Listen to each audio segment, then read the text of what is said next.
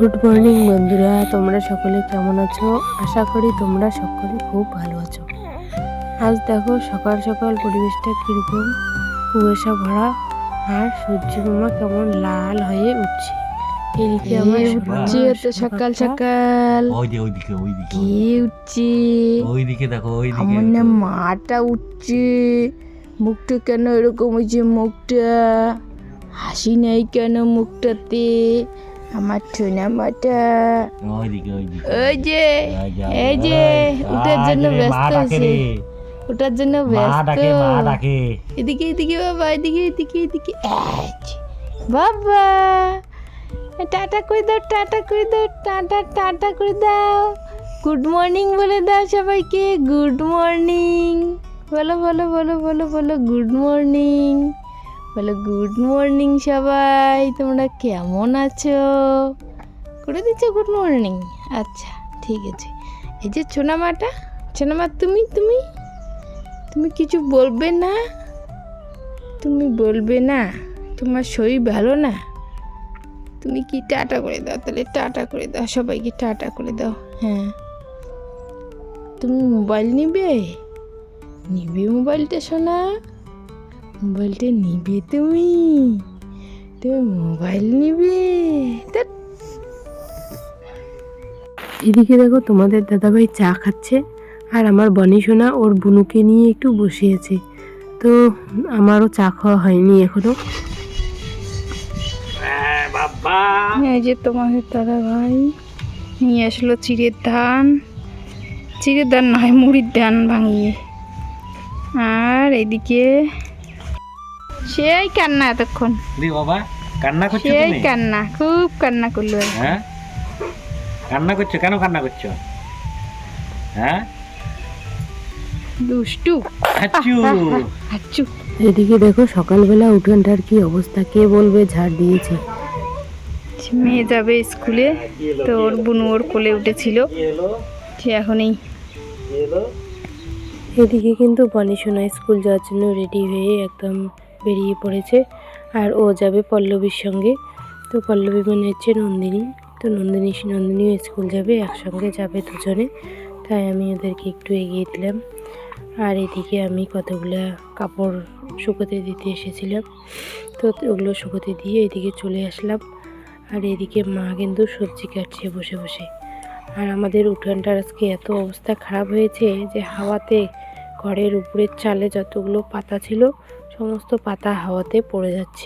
মা কিন্তু এদিকে বেছে নিয়েছে পালং শাক, লাউয়ের ডগা, আর হচ্ছে পেঁয়াজ কলি, এগুলো বেছে নিয়েছে।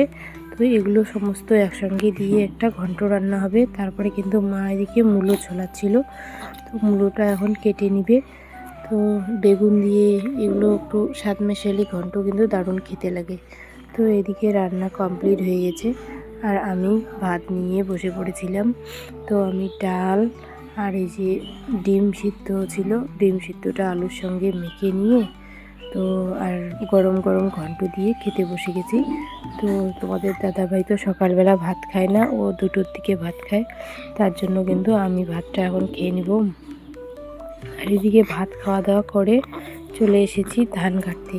তো ধান দেওয়া ছিল আমাদের ইসিতে, কি বলে উঠানে। তো কি জানি মা কেন জানি এই ধানগুলো শুকোতে দিয়েছে, তো ধানগুলো তো বারবার করে ঘাটাতে লাগে।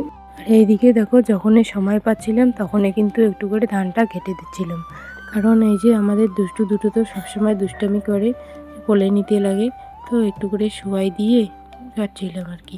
দেখো বন্ধুরা, গাছের কত বড় বড় পেয়ারা, কি সুন্দর খেতে, মিষ্টি একদম। তোমাদের দাদাভাই এখনই পারলো, তো যাই হোক আমি খাচ্ছি এখন পেয়ারা। আর একদম বোঝা যাচ্ছে না ছবিগুলো কীরকম যেন। আর এই দেখুন, এই যে এইদিকে পায়রাগুলো একদম ধানটাতে এসে বারবার আসতেছে। ঠিক আছে, খাক ওরা, ওদেরও তো খিদে লাগছে।